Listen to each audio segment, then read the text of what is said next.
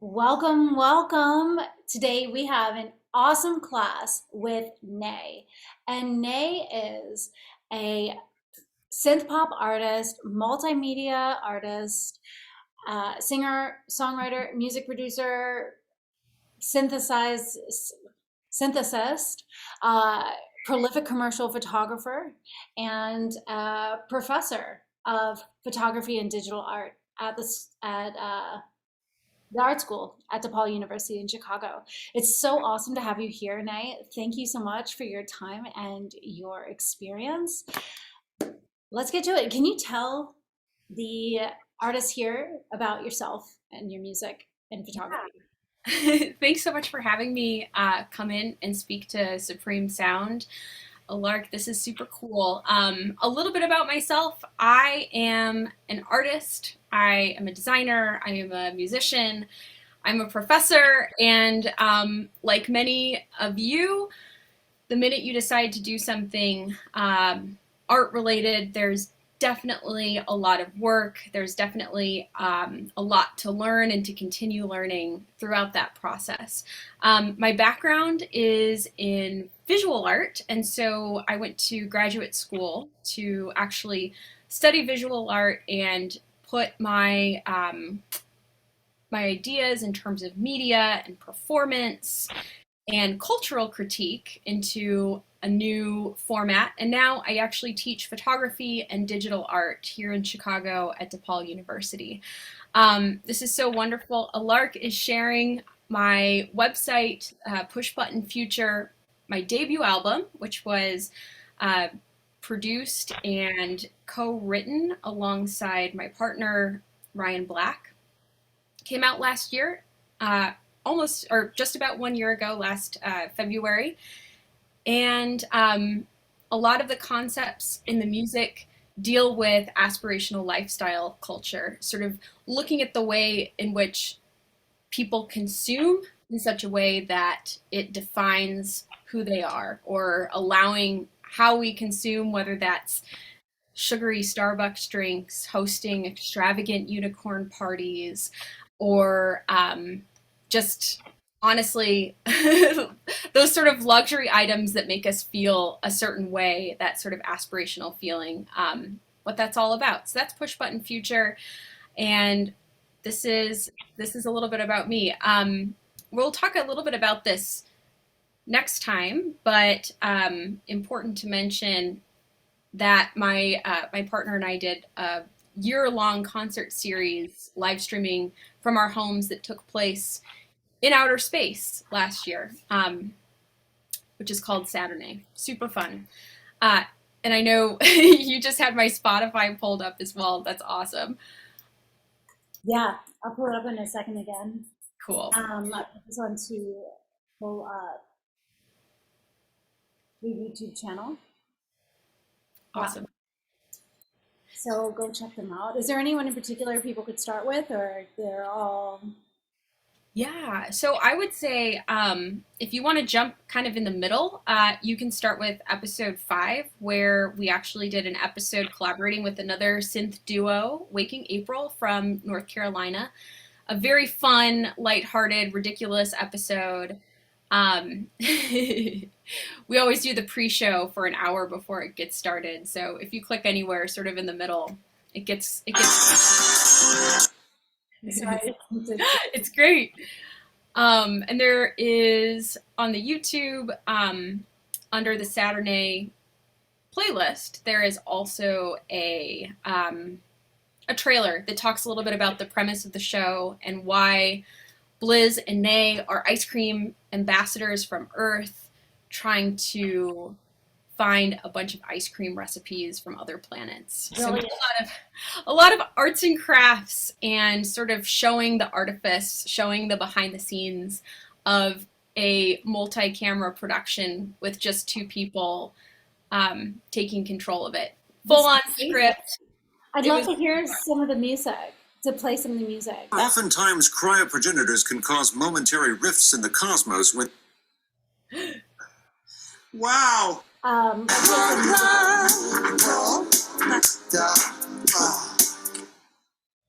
That was the end of one. But let me play just a little clip of your song and then let's get into your presentation. That sounds great.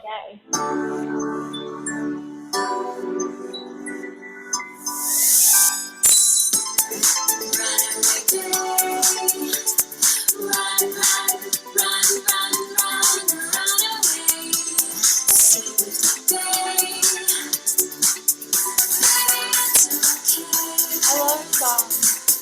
Let's stay in tonight. Lock the doors. Turn on all the lights. We like it bright. 'Cause white paint, it's a new color. It's the color of our lives.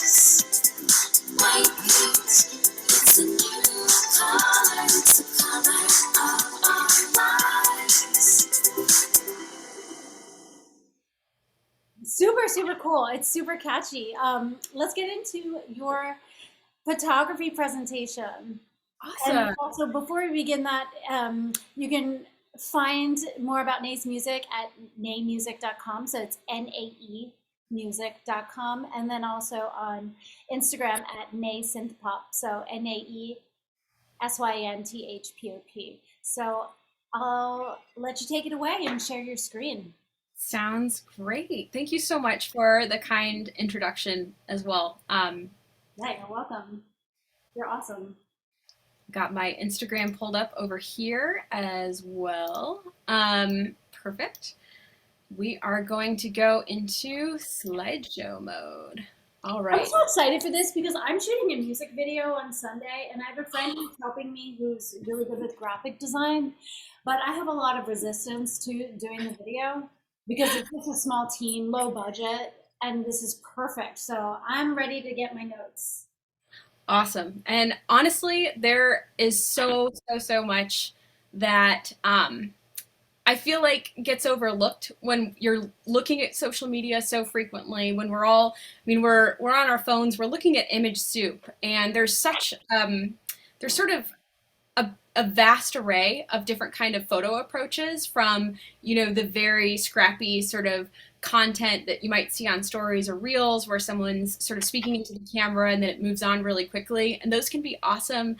But today I want to pull you in with a little bit more of the sort of professional lighting approach that a working photographer would utilize in their own work.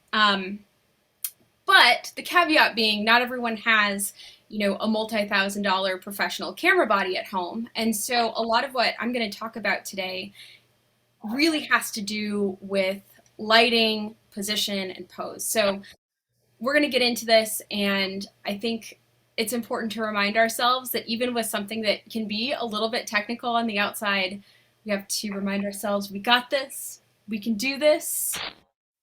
If you have any questions along the way, by the way, Lark, please let me know. Just interrupt if I'm missing something or you want me to explain something a little bit further. Sounds good. So really what we're going to talk about in this presentation is sort of DIY photographer techniques. So looking at how to take professional photos just from the phone that you have with you. So we're going to break this down into 3 different steps, and along the way I'm going to show some examples that I've taken specifically for you to show you examples of how all of this works. And of course, you can check out my Instagram and see way more examples and start to get a feel for some of my personal approach to this. The first thing we're going to talk about is how to find perfect lighting using just what you have at home. My space is pretty cluttered. Don't let this area fool you. You're going to see the clutter of my house. Your house might be cluttered too. We all put our perfect lives in front of the camera, right? But we kind of have similar backgrounds. So I'm like, I love your background, but like, mine, we connect. It looks great. No, I honestly, it's like the sort of thing where as artists, if we had an extra 3 hours in the day, maybe all of that extra cleaning could happen, but there's some things there's just not time for. So we're going to go ahead and acknowledge that right now. No one lives in a Amazing. perfect photogenic home. Okay, well, you can delegate. True. Delegate the space. The second thing we're going to talk about is setting up camera position. A couple of interesting tips and ideas on that. And then the third thing we're going to talk about are how to pose. So we'll conclude with a couple of extra fun tips. And if you like what you're hearing throughout the presentation, I do have a PDF cheat sheet that I made specifically for you all. Let's put how folks can access that in the description whenever we post that up in the recorded version. Yeah, can you pop it in the chat right now? Not easily. Okay. But I will. I will before we end today. Yeah. But first, here's a little bit about my professional background in photography, which we didn't talk a whole lot about in the discussion about what I've been working on in terms of synth pop and electronic music. Here's some of the photographs that I've taken recently of various professionals. I've worked a lot in terms of corporate photography, corporate headshots, lifestyle portraiture. My photography team, which is 3 women, we're a Chicago company called Gold Grid Studios. We have photographed the Salesforce conference when they've come in town to Chicago. And it's a lot of fun. I'm a part-time professor, and so the other side of my working income comes from taking portraits, doing corporate headshots, and some lifestyle, wedding, engagement, all of that good stuff, hanging out in Chicago. It's always a lot of fun getting to work with different people, and to be honest, most of the people who I work with on a regular basis are very photo conscious, and they don't know how to pose. They don't know necessarily how to carry themselves in front of a camera. They're very nervous. And part of my job as a photographer is to both build that trust and also help people become a little bit more confident in their bodies and their body language and the gestures that they're using to communicate. And on top of that, you know, we all know that there's a very different appeal of something that's more of a candid and in the moment photo versus something that's a little bit more posed. And so as we move forward into the presentation today, I'll be breaking down a few things you can do to kind of change that effect as well. Okay. I love that middle photo. Oh my gosh. Yeah, they are buildings and like the frame. Yes. This is over by the Wrigley Building in downtown Chicago, and it's probably one of the most popular spots in the city for folks who are married or on their wedding day or engagement photos to go and take photos. So sometimes you have to wait for like 15 minutes just to be able to be like, all right, we're going to go take the picture now, even though you would never tell from what you're looking at. Yeah. Great point. And then I have also had quite a bit of experience photographing other artists and helping other artists with photography for their brand. This is a photo from a set that I did with Waking April while they were in town. You just shared the clip of our collaboration on Saturday. That was super fun and a kind of cool way for me to thank them for driving many, many hours all the way from Raleigh to Chicago to put on the show with us. Having never met in real life, by the way, so That's the cool thing kudos. about the internet, yeah. Did the internet go out? No, that's the cool thing about the internet is that you can meet people. Oh, okay. And then you meet in real life later. Yes. Yes, exactly.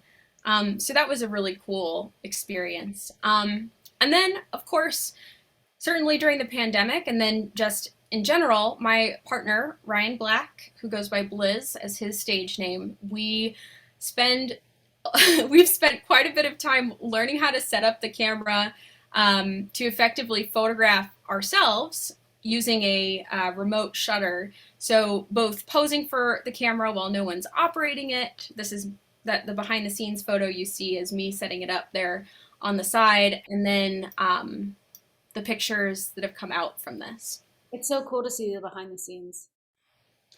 Yeah, this is our beautiful garage that I painted. Oh, I like the color. Thanks. Yeah, it was a pretty bad like eggshell yellowy thing before. So this Yeah, is, that can look really like gritty easily in the weather. Yeah, yeah. this Oh is yeah. very fresh. Yeah. Yes. Fresh. That's the perfect word to describe. Oops. Um, oops.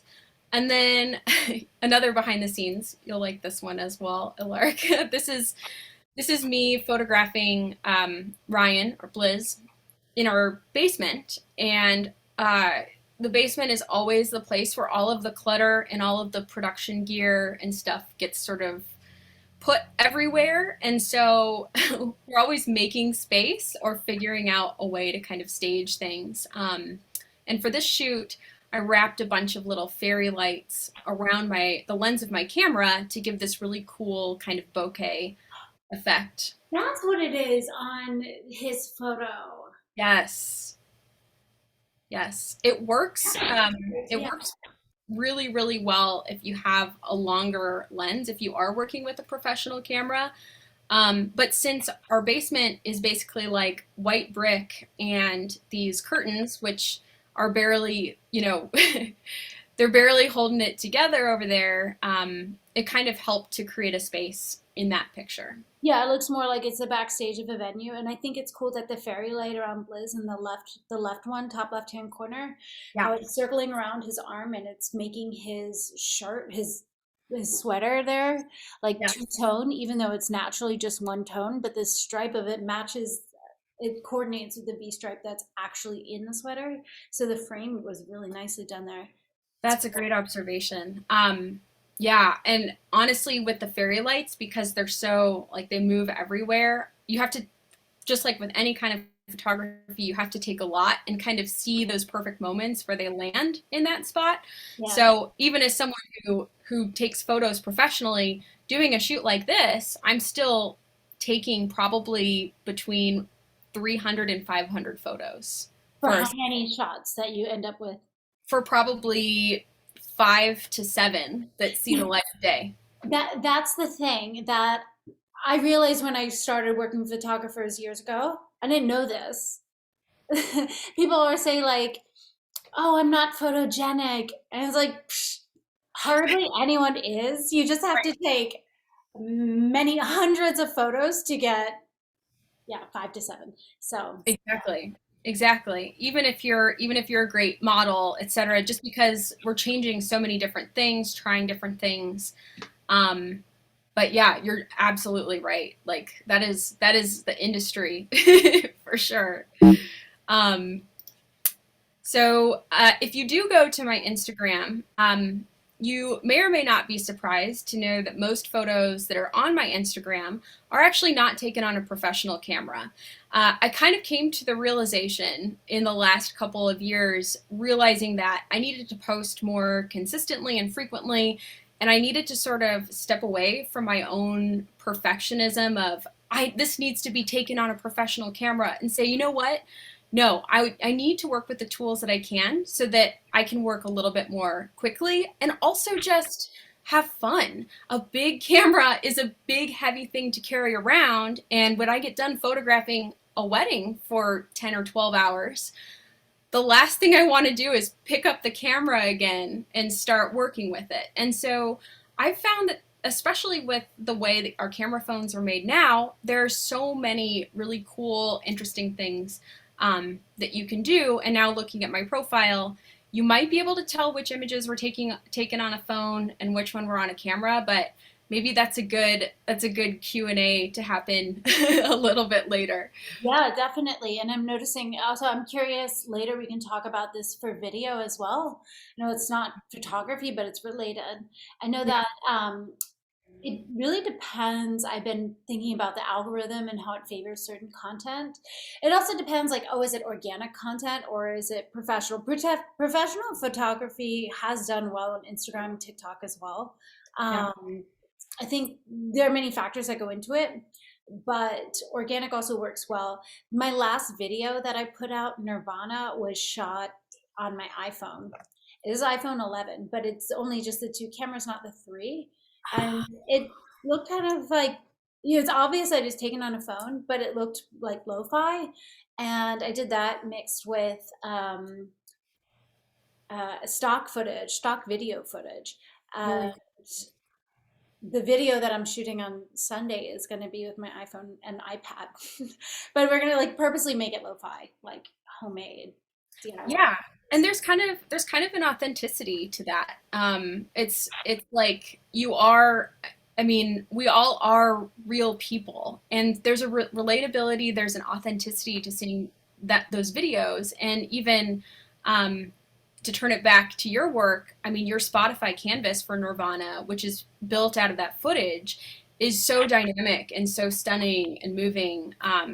And I recognized it as probably taken on a phone, but at the same time, I was like, this is really cool because it kind of has that at-home video authentic feel about it, which I Yeah, love. thanks. And for anyone watching this, I just put some filters on it from an app called InShot. Nice. I need to And write that. and I will say this is probably not the best thing to say, but whatever.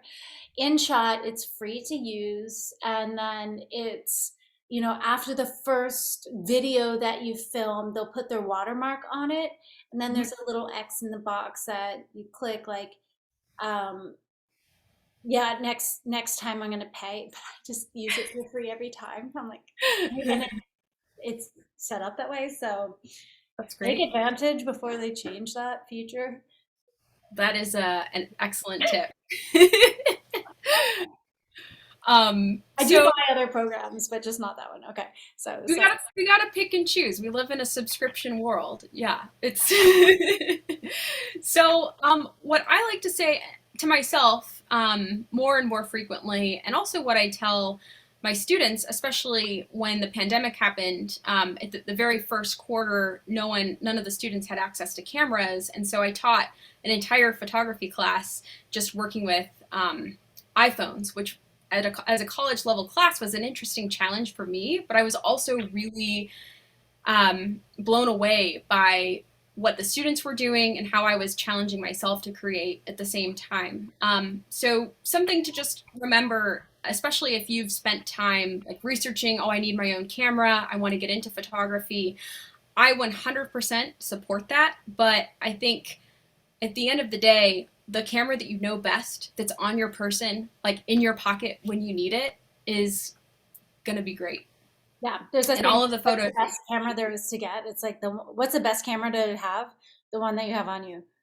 Yeah. Yes, exactly, exactly. All the pictures that you see on this slide are all taken on either my iPhone or on Ryan's Google Pixel 2.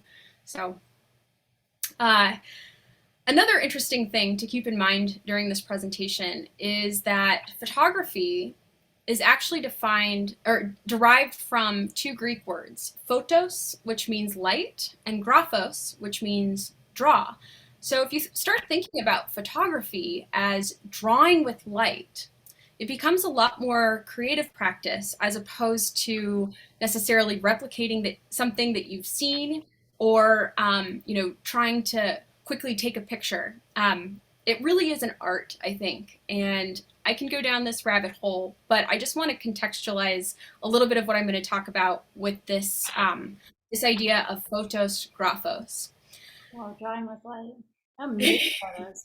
Oh, interesting. Yeah, that's another thing. I like to say I make photos, I create photos, I make photography. I don't take photos because I feel like that makes it sound like I'm taking something that's not mine. And when I'm making pictures, I want to take ownership, full ownership over what's happening. I want to be in control of that magic and also say that I made it. And even though what I'm taking a picture of, making a picture of, is a part of the world, the minute I've snapped the photograph, I've made it different.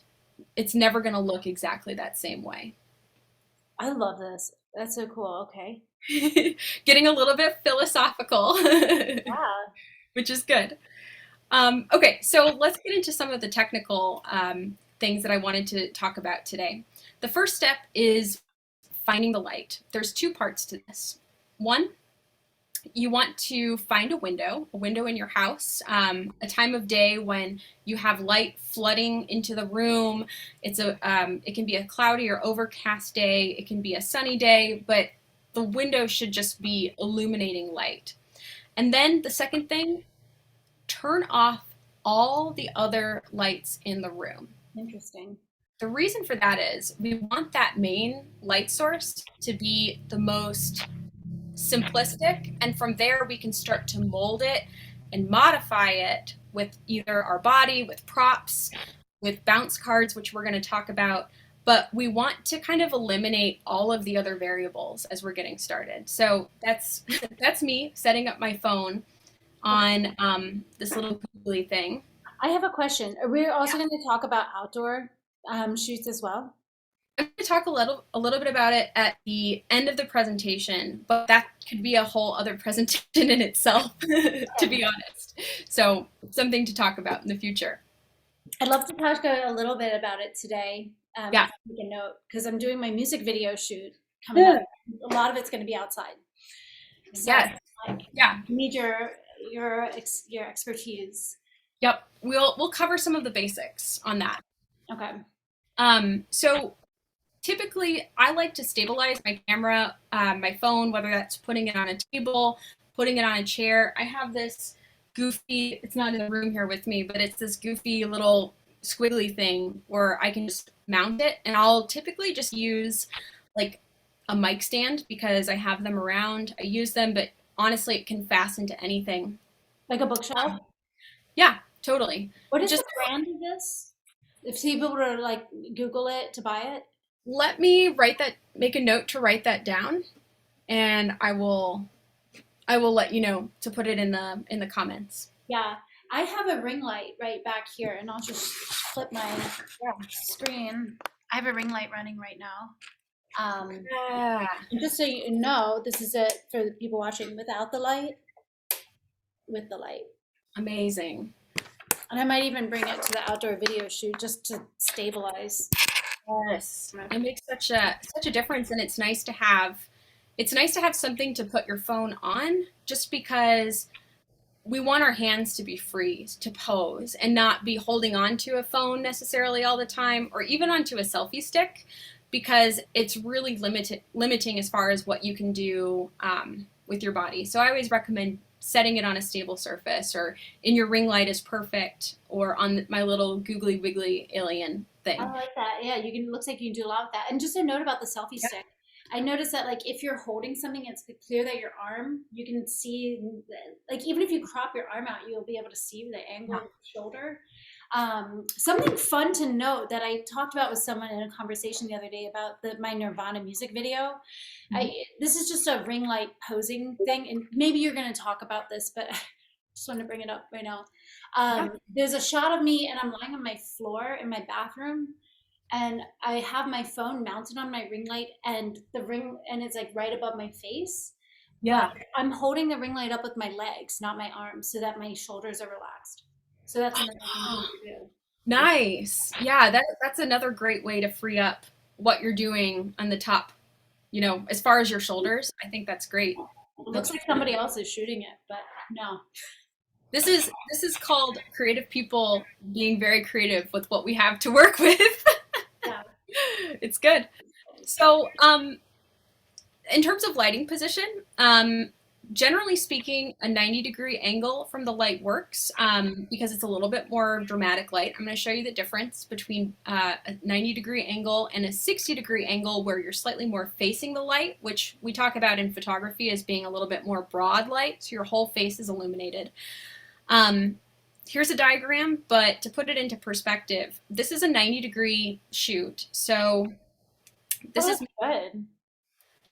Right, you have this really nice soft light coming across the face, but on the left side of my face, it's a little bit more in shadow. And I'm literally just on the wall 90 degrees from my light source, and I'm using the wall kind of to support myself. Did you? Really well. Sorry to interrupt. Yeah. Did you take this by yourself, like using a remote control? Yes. Or someone taking a photo for you? Yeah, I'm actually gonna show you what I did on my phone to make this happen. Okay. But I will say kudos to Ryan, because he took all of the behind the scenes photos of me doing this that you're gonna see pop up, like the photo down here on the right hand side. Ryan took that with his Google Pixel 2 of my setup.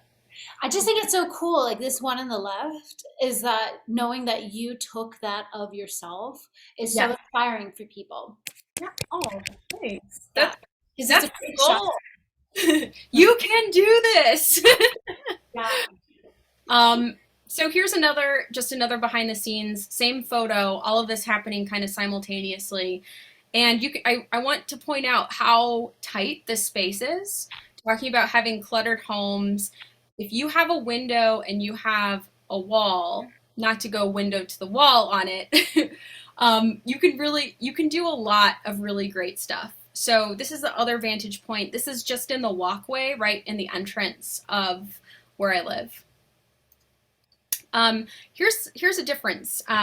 This is the 60-degree shot. So basically what you can see from this slightly more aerial behind the scenes is I moved a little bit away from the window, but I'm also facing it more. My whole body is facing towards the window. So you're getting soft light all the way across my face, really nice, softly illuminated, similar to the effect of what a ring light would do when you put it in front of you. So you have that really nice, beautiful, soft illumination. And if we go ahead. I keep interrupting because I'm so excited, but I'm probably going to ask you to say what you're about to say. Maybe Yeah. I just want to see the comparison. One more shot behind the scenes of what that looks like, so you can kind of see how I'm squirreled away, further away from the window than before. Here is the 90 degrees versus the 60 degrees.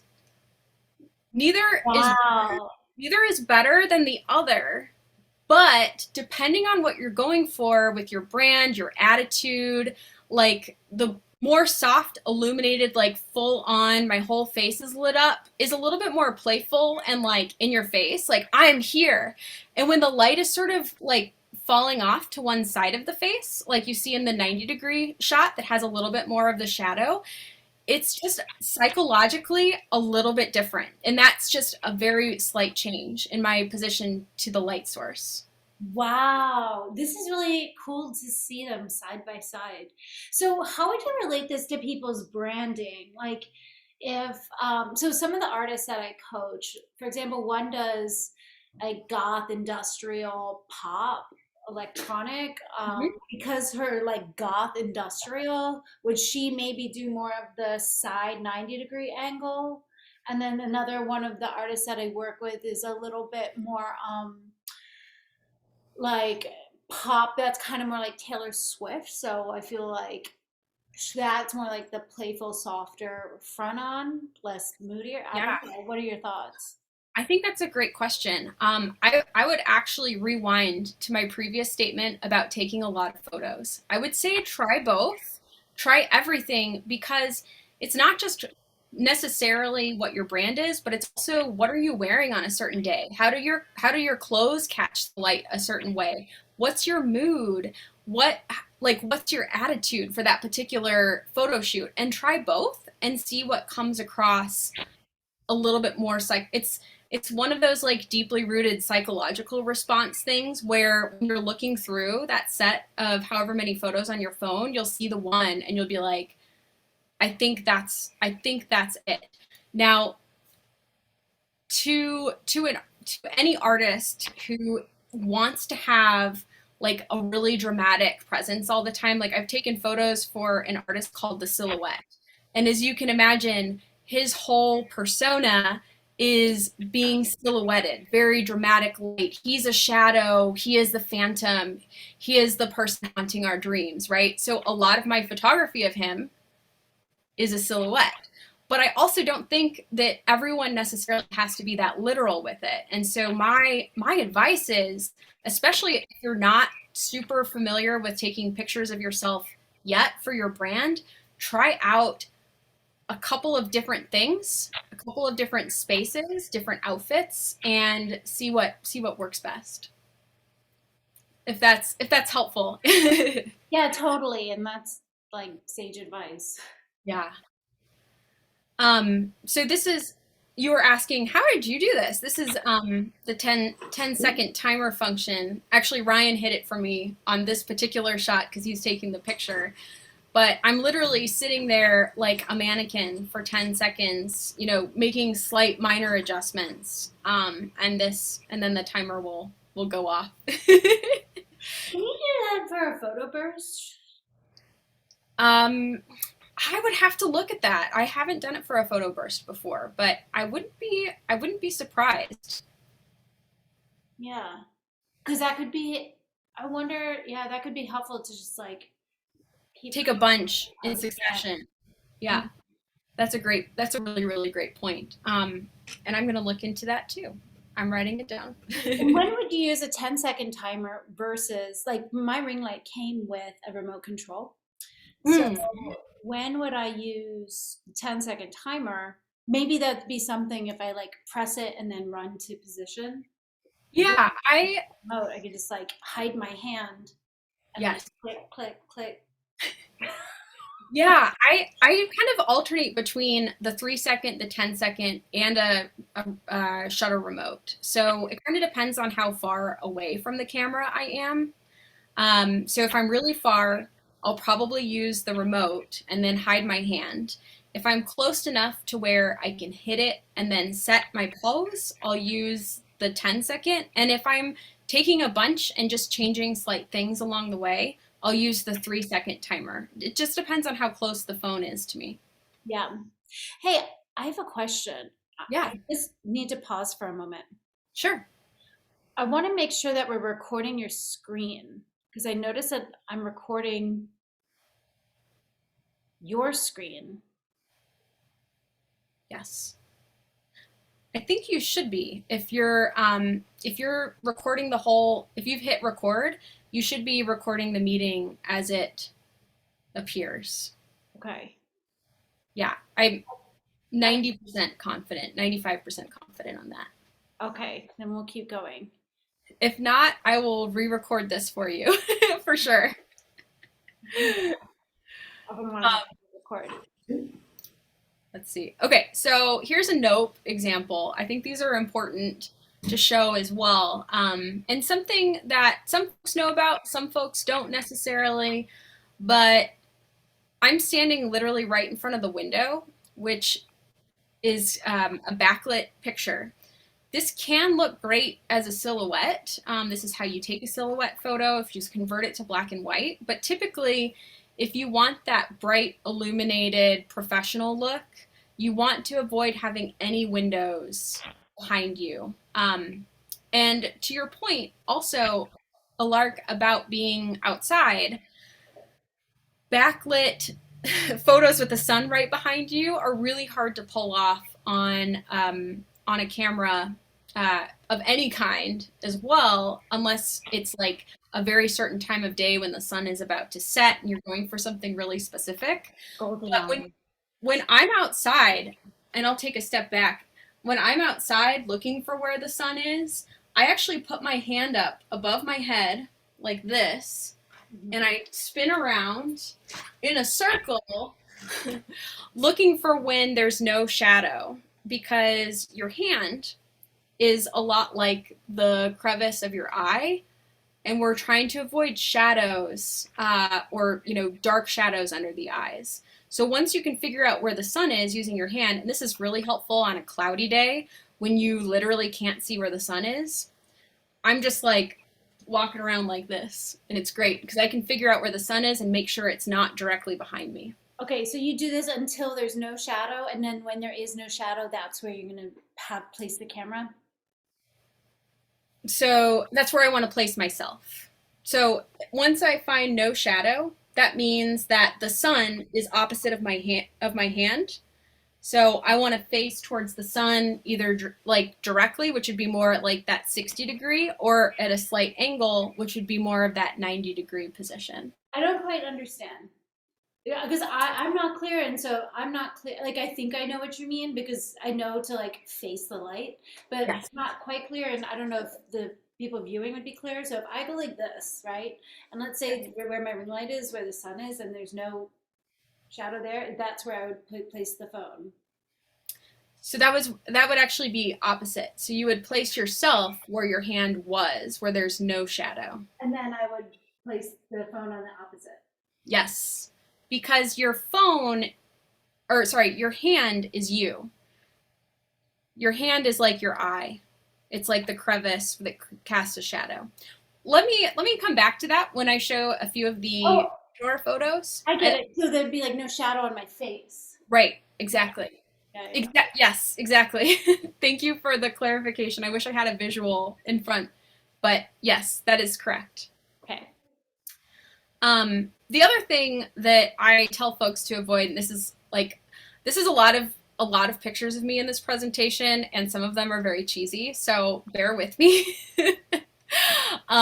This is in my basement, and I want to show this as another bad example and another reason why I say to turn off all of the other lights that are around or in your house when you're taking these pictures, because most of our spaces, industrial spaces, home spaces, have overhead lighting. So you can see this can light here in the basement shining down on me. And with overhead lights, there's kind of two drawbacks to them. One is they have that kind of yellowish, warmer color tone, which isn't always ideal or as natural looking. And the second reason is because when the light is directly above you, it casts these harsh shadows under your eyes and under your cheeks and under your chin. You can just see there's not that fresh illumination that we get from those other examples. And here's a couple of other nopes. So you can kind of see, how dramatically this changes the subject. Like this shadow is really harsh and really quite severe.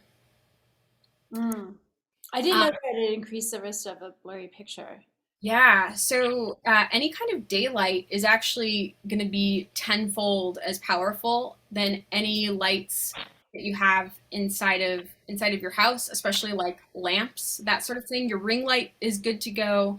Your professional lighting, if you have it, that's going to provide some ample illumination, but just your regular house lights that make your house really inviting and warm, they just don't have a lot of that amplification that we want, so that we can modify the light as it hits the face. Yeah, like worst case scenario, if I shot something that was like home lighting, Mm-hmm. you could always try to throw filters on it, but you can't polish a turd. So Exactly. Yeah, and that's kind of the approach that I'm talking about, because a photo can only get better once it's a good photo to start with. Honestly, like, yes, you can't send a really, really bad mix to get mastered. Otherwise, you're going to hear things that you didn't know were there. yeah. Okay, so let's move on to a couple of cool at-home tricks and tools that you can use. And I am literally talking about poster board. This is the poster board. It's just a big white thing. You can get a piece of poster board from Target or from the craft store or the hobby store. That's interesting. How thick is that? This one's like a half inch, but it honestly doesn't matter. Well, it's like thick enough that it stands up on itself versus a poster board. Like the first thing that came to mind with me was something you get from CVS, but it's not thick.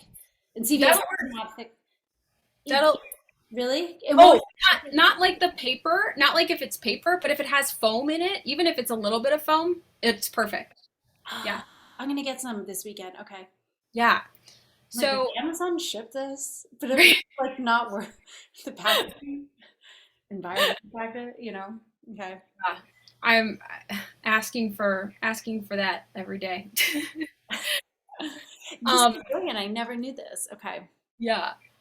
So the white poster board is a really simple way to modify our light. Again, we're talking about drawing with light. We're taking control over the lighting and shaping it in different ways.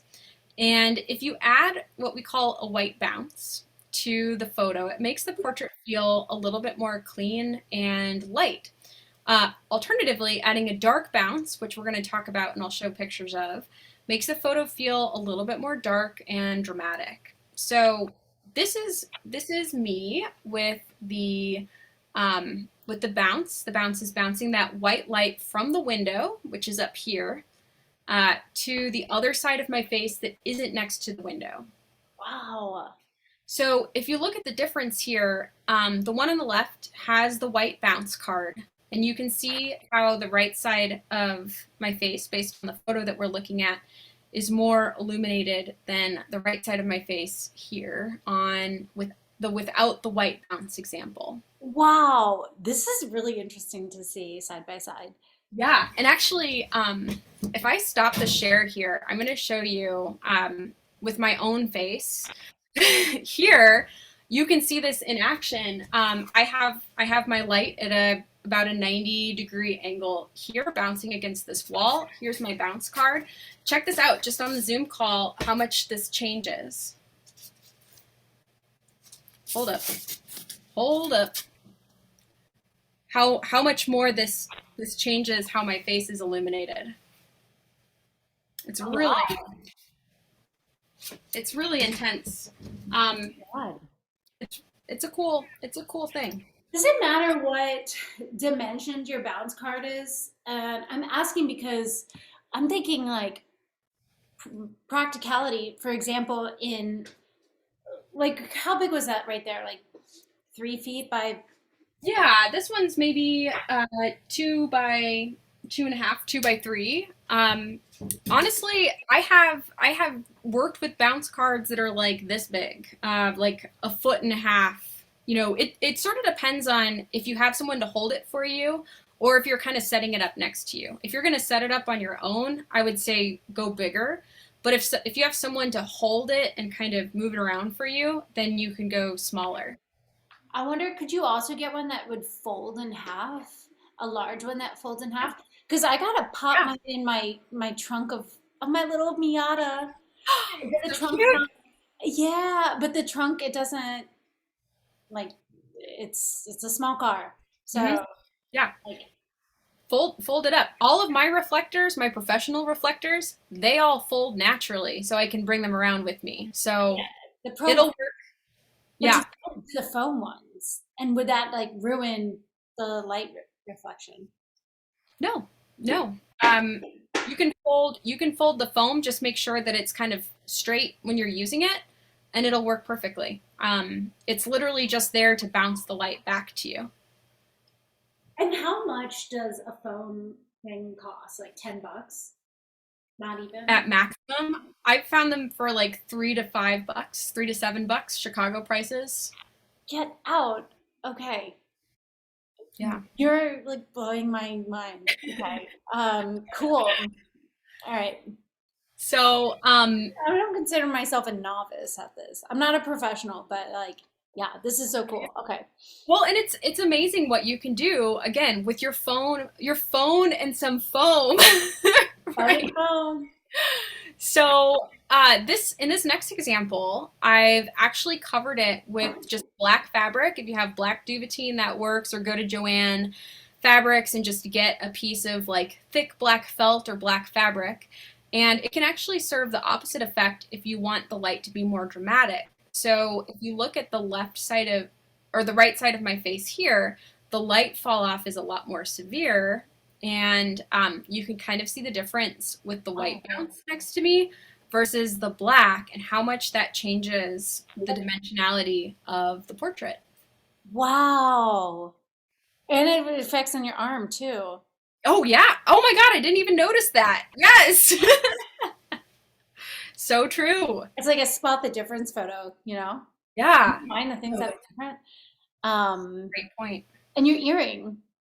Oh, it's a slightly different pose. It is slightly different, but you're right. The earring on the white bounce picture is definitely catching more of that illumination than on the black. Would Yeah. you use a black bounce outside? Yeah, in fact, filmmakers, videographers use them all the time, both to mute the sunlight that's coming in and also to create a more dramatic outdoor video shoot. So if you've ever, of course, walking around in Los Angeles, if you ever see those big things that just look like big black walls hanging out, that's a black bounce. That's exactly the same thing. Yeah. I'm gonna get this too. Okay. Black belt. Yes.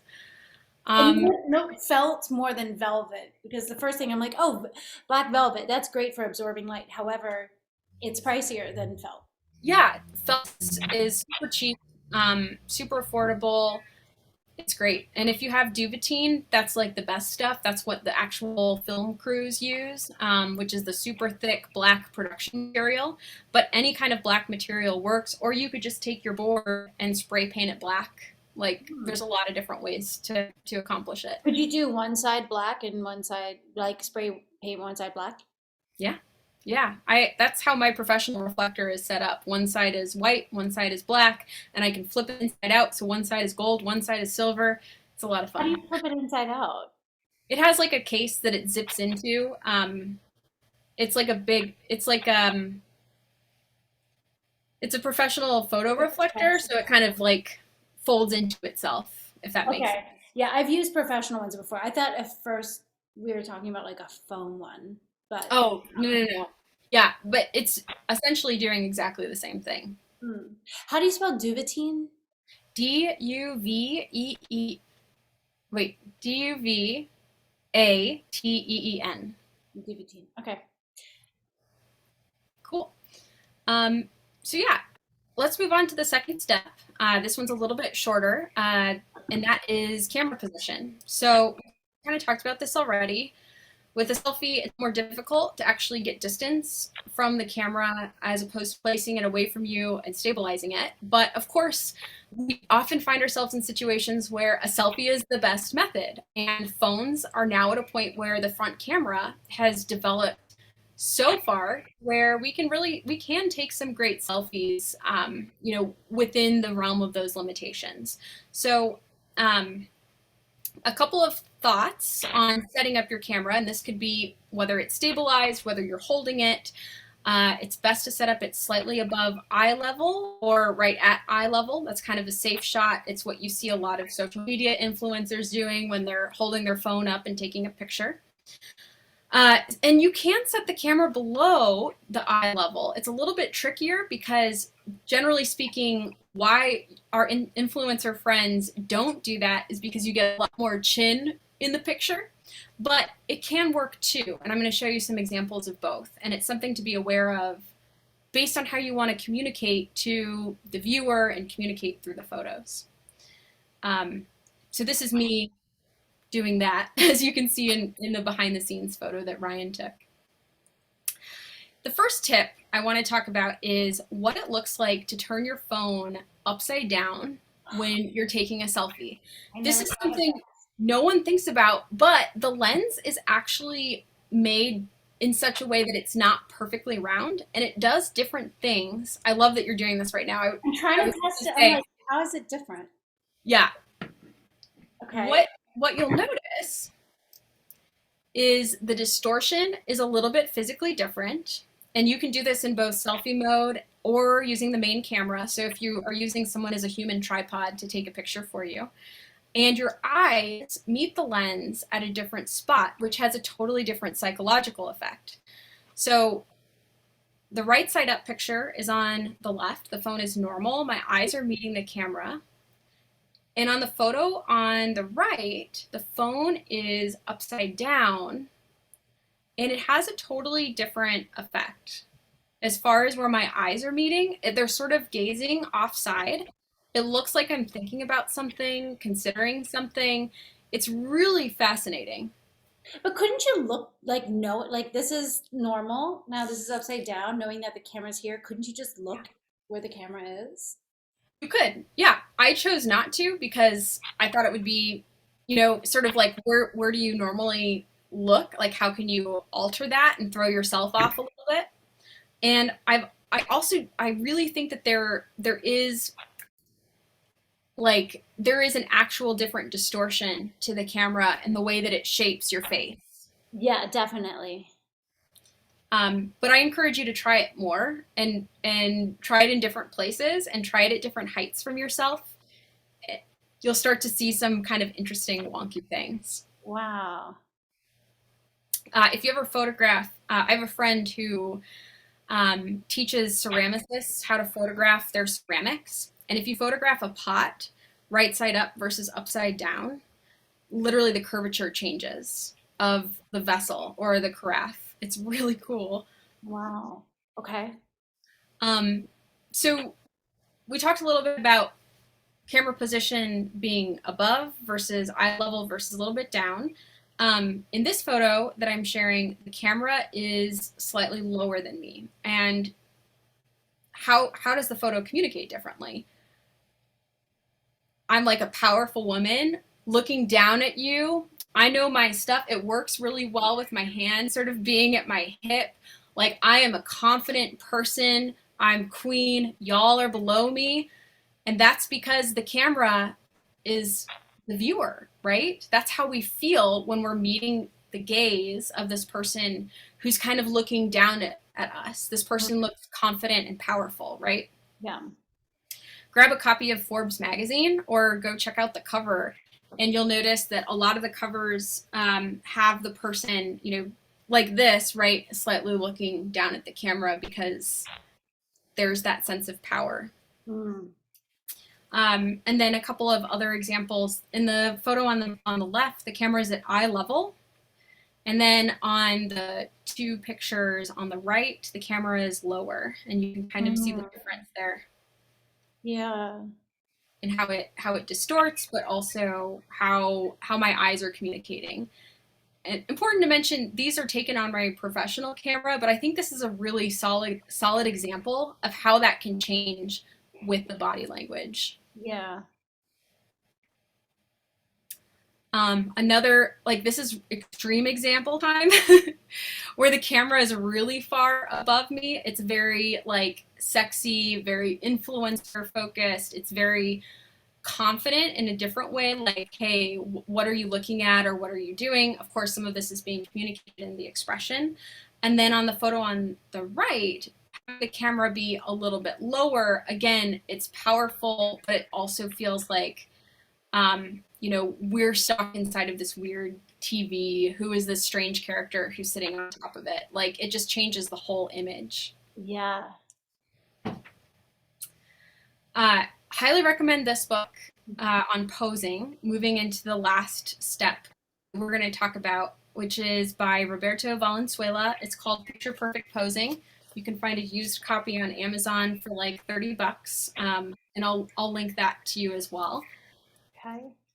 And I want to talk about posing, especially with musicians, because the practice of posing has a lot in common with writing music. So I'm gonna break this down a little bit into three reasons. You have to practice it in order to get better, just like practicing your instrument, practicing your voice. You're not going to get better unless you actually put the time in to do it, which sounds weird because usually when we think about people, we're like, oh, they're really good in front of the camera. Oh, they're really great at posing. Like, let me tell you, I am a very awkward person. It's as like many Next Top Model, and people would be, living in the house, practicing their walk, practicing their poses, practice their angles. Yes. What are your angles? Now smile. Yes. Exactly. Yeah. Oh, I'm so glad you mentioned the smiles too. We're gonna go there. The second reason, learning posing is a lot like learning music theory if you're writing original music. The best models know their bodies like a songwriter knows their scales. So you know the theory, and then you can use that theory to make something really cool and really interesting. And I think a common misconception is a lot of people are like, oh, I know this pose, or this pose works, or I saw this pose on Instagram, when really the best way to think about it is I'm going to understand how my body works and how this all breaks down, and I'm going to be aware of certain parts of my body and then play with that as I'm making these different pictures. And then the third reason why I think it's a lot like writing music is it's not so much about the memorization or the recitation, right? Like, we're not just copying poses that we see online. It's about creating a new interpretation that's based in theory, kind of as I mentioned before. Yeah. The thing about knowing your body, it makes me think of someone who, let's say, is very like lanky. They might do well with these very like angular shots. And Yes. someone who's curvier, I don't know, what would be good for someone who's curvier? I'm actually going to show you an example of exactly that. Okay. Yes. Um, here's my very nerdy posing picture. Very. You got to get yourself into the mood somehow. And so sometimes I'll just take a selfie and be like, all right, that was stupid. And great, now it's in this presentation. I love it. We're going to look at three main components to posing: eyes, hands, and body. And I'm going to break down each of those. Hello. So the first one, eye direction, totally changes the picture. We're going back to this couple of pictures because in one, I'm immediately addressing the viewer by looking straight down the barrel of that lens. And in the second picture, my eyes are directed off the camera, which, I don't know, it has more of a, like, I'm thinking about something, I'm hopeful, something great's gonna happen next. I'm thinking about my single that's gonna get released in 3 weeks. Like, wow, are you so there with me in this mental space? And if you have your eyes down, that also communicates a little bit differently.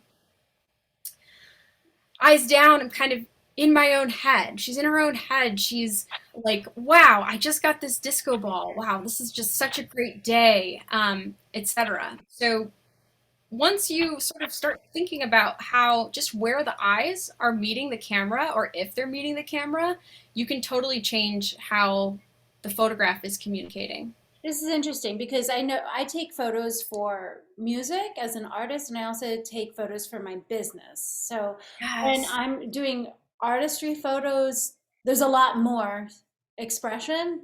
When it's business, it's like smile and look at the camera to show people what it's like to work with you. You Yeah. know? It's like, like this is Yeah. engaging and it's fun and it's inviting, but I wouldn't do an artistic photo for a business shot necessarily.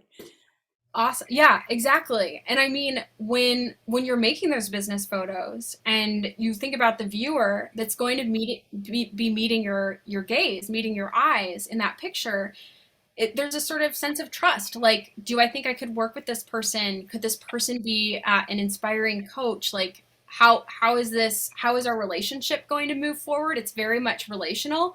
Whereas in the other two, it's very much like me showing others what I'm thinking about, Hmm. Yeah, if that makes sense. yeah, definitely. Second part of this, I'm moving a little bit quickly because I want to make sure we have time to get through just the end here. Remember to address hands. This is like the Oh, most overlooked part of photography, and it's the thing that I have to work the most rigorously on when I'm working with another subject. your hands look good there in that photo. Thank you. Yeah, like gripping something but not too tight. You know, there's a sort of a sense of being relaxed. Doing this can Yeah, be helpful. shake it. Relax your hands, shake it out. Um, Look at this picture. So the picture Big, on the left, what's that? big difference. Big difference, right? This is the picture on the left was at the beginning of the shoot with Kristen, and she was really nervous.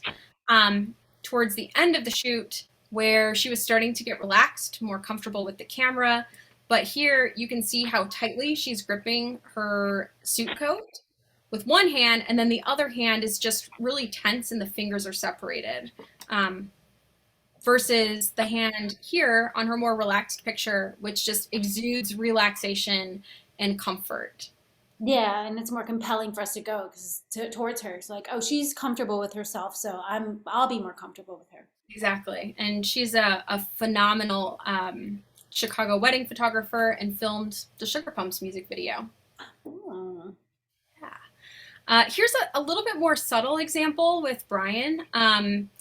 The first picture on the left, you can see his veins sort of like, you know, he's really gripping that jacket and his shoulders are really square. Whereas in the second picture, he's both relaxed his shoulder, his hand is in the same place, but it exudes more of that relaxation. I think I made him laugh or like told a joke or something, and he totally just leaned into it and the hand just went with it. So the thing that's different about posing a subject is you have to walk them through that process. And the thing with working with yourself is you can always go back and edit, which is really helpful. But always look at the hands if they're in your picture, because they make a really quite very, very big difference. So a couple of tips. If you're not sure what to do with your hands in a picture, use your pockets, whether that's your pant pocket, your jacket, if your dress has pockets. I pictured a little pocket like up here, like, okay, sorry, it's so dumb. I love it. I love it. That works too. Speaking of, a curvier form and someone who's really confident with their body, if you look at Jessica on the left, she has her hands kind of down at her side. She is relaxed, and I think this is a good portrait. But when she sort of activates her hands, puts them in her pocket, and creates some space between her limbs and her body, like it's a really poetic, beautiful moment for her. And I took this picture. She's one of my former students at the Lincoln Park Conservatory, and she just crushed it. So that was great. It's beautiful. It's beautiful. I like the word activate. Um, and I think the second one, the vertical photo, something that I picked up somewhere is like frame the photo where if you're going to cut off at a part of the body, make sure that you cut off at a place that makes sense, or like, Yes. especially if you're looking to narrow a figure, like Yep. cut it where the body is narrower. Like you wouldn't cut at like the center of the widest part of your hip because it looks like Exactly. it's bigger. Exactly. Yeah. We talk about not cutting at a joint. So like don't cut right where your knees are or right where your arm hits right there. The We elbow. want to cut between a joint or between a waist and a joint, whether that's the knees or the elbows. And never cut right here at your head because that's just really aggressive and kind of disturbing. Yeah. Always include some shoulder. Always include some shoulder. And feet. I like when, like if the photo's cut like right at the ankle, I'm like, ah. Yes. Yeah. Feet need to be included. A little bit of the shoe could be a little cut off, but yeah, cutting at the ankles makes someone look like they're missing their feet. It's just very aggressive as a crop. Another idea, if you don't have pockets, I do this a lot because it depends on what I'm wearing. I really like props. I think they're goofy and funny and silly, and it's a great, easy way to occupy your hands.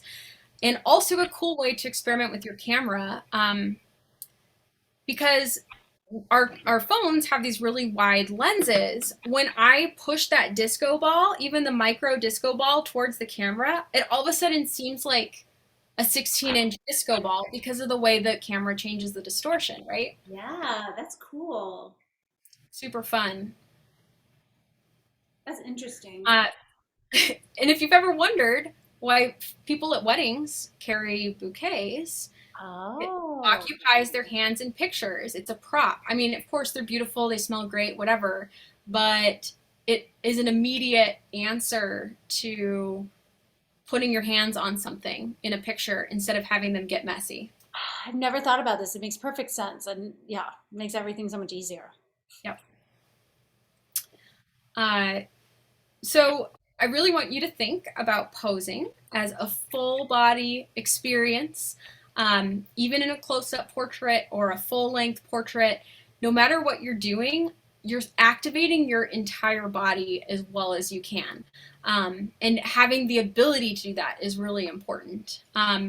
This picture of Elise that I took on her wedding day was so fun because I told her exactly where to position her head so she'd have that profile shot. One hand is further down on the doorway, one hand is up, and she's got her feet separated with her hip kicked out, and just looks like an absolute goddess in this picture because literally every single part of her body is being activated to make this happen. There are some photographers who say that if your model is not in some kind of pain, they're not doing it. Yeah. And the biggest tip to doing that is just really thinking about making space.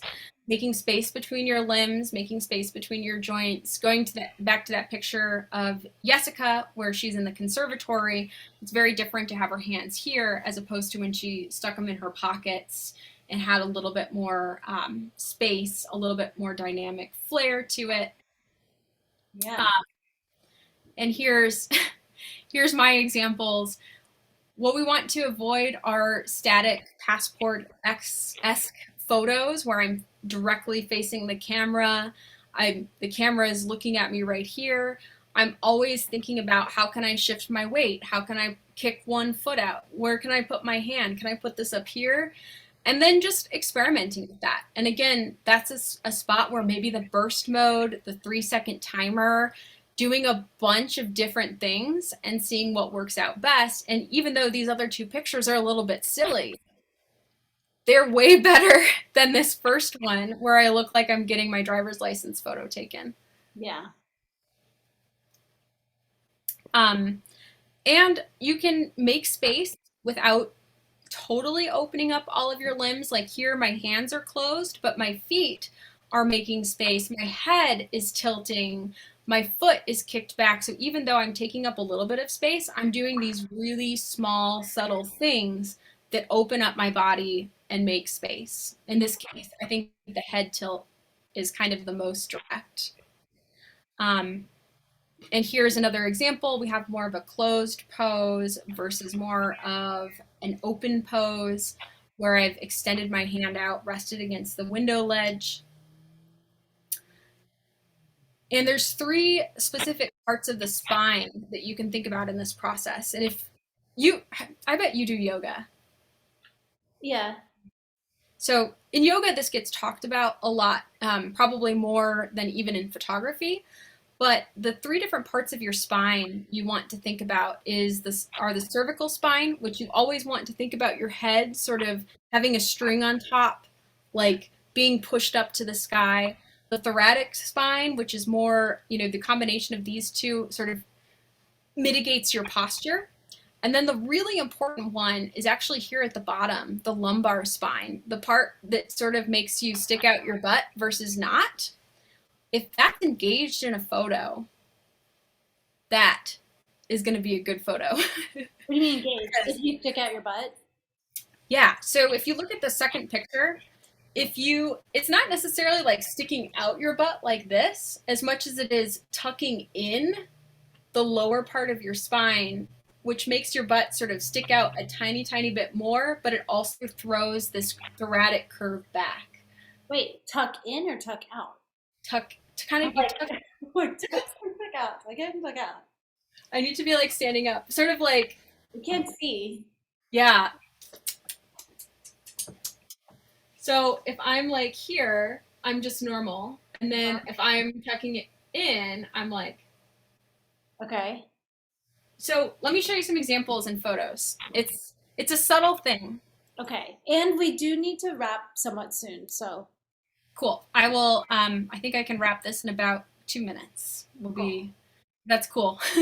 Yeah. Here's a picture where we have that small gap. So if you can feel whether or not you're doing it right. If you stand against a wall and you engage that lumbar part of your spine, there'll actually be a space between your back and the wall.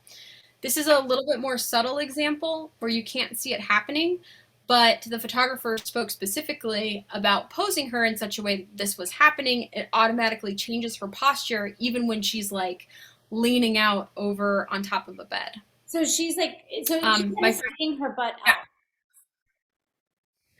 She just has engaged that lower lumbar part of her spine. What does engage mean? Like, I don't know what that means. Honestly. It's sort of like, so when you're standing against a wall, like let's say you put your whole body against a wall and you engage the very lowest part of your spine so that there's a space between, like your back is touching the wall, your butt is touching the wall, but the lower part of your spine is not. That's how you know you've engaged that particular area. Yeah. I still don't get it. I'm sorry. I'm like honestly curious and I don't understand. Maybe I can put together a couple more examples. But it's kind of sticking the butt out.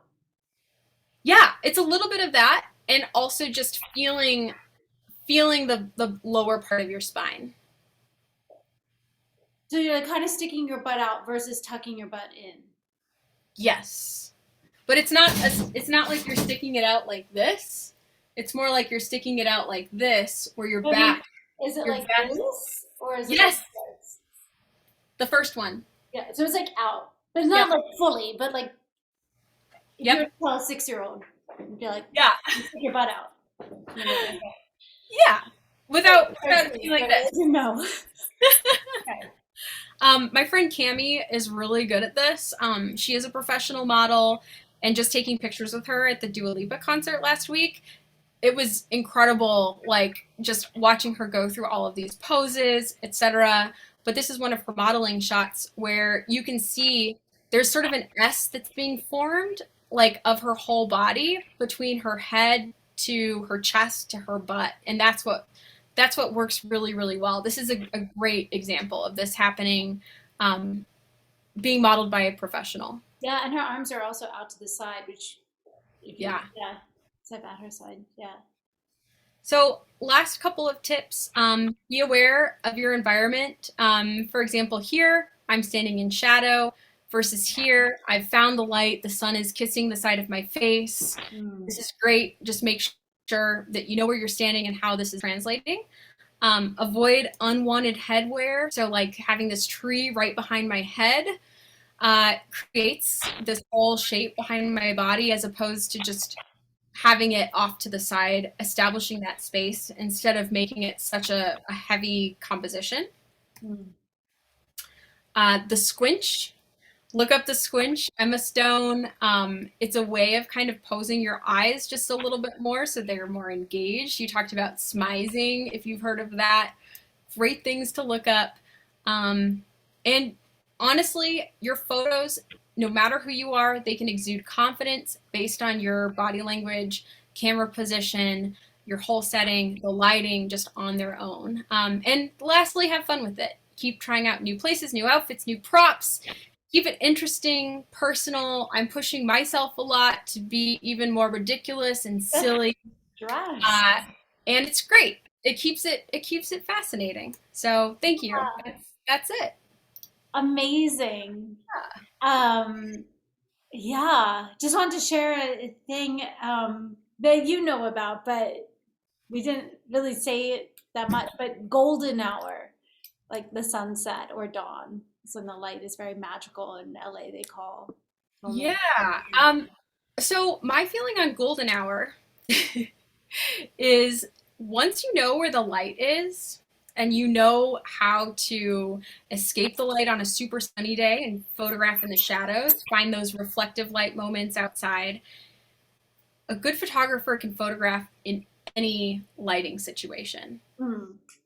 Golden hour makes things a lot easier, that's for sure, or blue hour, like right after the sun has set, because there aren't those super harsh shadows. But what I tell my students and what I have to do as a photographer who might be photographing a summer wedding party at 3 p.m. when the sun is here blazing on everyone's face, we have to problem solve around how to make a good photo by finding the light and modifying the light to be what we want, no matter what. So golden hour is beautiful. I try to schedule everything that I can at golden hour, but you don't always have control of when you have time to take pictures either. Yeah, I never heard of blue hour. That's like the 30 minutes right after the sun goes down where the sky is just like vivid blue. Yeah, so beautiful. Yeah. Well, thank you so much for this. Let's wrap up for time, but tell everyone where they can find you again. Yeah, so NAMusic.com is my website. Scroll down to the bottom and you can subscribe to my emails at NÄ SynthPop on Instagram. And if you're interested in this presentation, send me an email directly, NÄ@NÄMusic.com, and I will send you a PDF cheat sheet with everything that we just talked about on one page. That's amazing. And Nay is going to be back with us on Wednesday, March 30th, and she'll be sharing her behind the scenes marketing and branding tips for her upcoming single release, single or EP. There'll be a single followed by an album. Yeah. Amazing, amazing. That she'll share some tips behind her mailing list and her Bandcamp Friday promotion, as well as her merch launch. And keep an eye out if you follow her on Instagram coming up. She's going to be shooting the music video for this new single, and during that shot, she's going to be capturing a lot of behind the scenes content,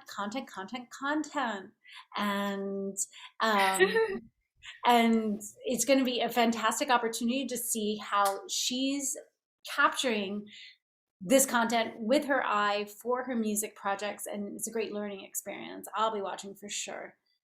Yay! Thank you so much again for this super cool opportunity. I'm really excited for part two. And yeah, thanks for having me on. You're welcome. It's such a pleasure.